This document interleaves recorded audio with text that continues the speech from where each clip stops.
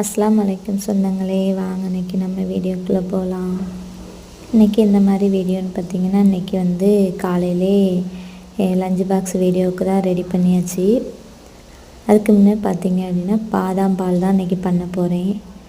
பாதாம் பாலுக்காக நான் நைட்டே பார்த்திங்க அப்படின்னா ஒரு 10-15 பாதாம் வந்து தண்ணியில் ஊற வச்சுருந்தேன். அப்போ தான் காலையில் வந்து நம்மளுக்கு அது வந்து உரித்து எடுக்கிறதுக்கு ஈஸியாக இருக்கும். இதை வந்து நம்ம கொஞ்சோண்டு பால் சேர்த்து கொரகொரப்பாக அரைச்சிக்கிடலாம். ஏன்னா கொரகொரப்பாக இருந்தால் தான் வந்து இது பாலில் வந்து நம்ம போட்டு காய்ச்சையில் பால் குடிக்கையில் வந்து பார்த்திங்க அப்படின்னா கடிச்சு சாப்பிடுற மாதிரி இருக்கும். இந்த மாதிரி தான் அரைச்சி எடுத்துக்கிடணும்.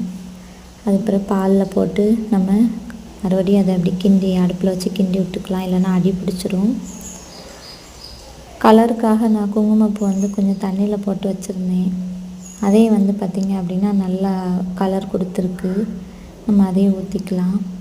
குங்குமப்பூ 2 போட்டுக்கலாம், கலருக்காக தான் நம்ம இப்போ இது சேர்க்குறது.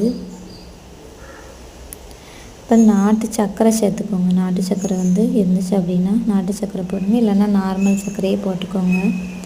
நான் என்கிட்ட நாட்டு சர்க்கரை இருந்ததுனால நான் அதையே சேர்த்துக்கிட்டேன்.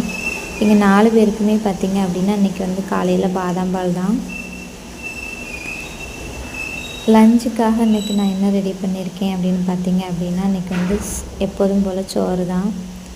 காலையிலே சோறு வடித்தாச்சு. அதுக்கப்புறம் உருளைக்கிழங்கு வந்து பொரியல் பண்ணிவிட்டு மீனும் பொரித்து மிளகு ரசம் வச்சுருக்கேன். உருளைக்கிழங்குக்கும் மிளகு ரசத்துக்கும் செம்மையாக இருக்கும். யாருக்கெல்லாம் இந்த மாதிரி ரசம் வச்சு உருளைக்கிழங்கு பொரித்து சாப்பிட பிடிக்கும்னு கமெண்டில் சொல்லுங்கள் ஃப்ரெண்ட்ஸ். என்னோடய வீடியோ பிடிச்சா லைக் பண்ணி ஷேர் பண்ணி கமெண்ட் பண்ணுங்கள்.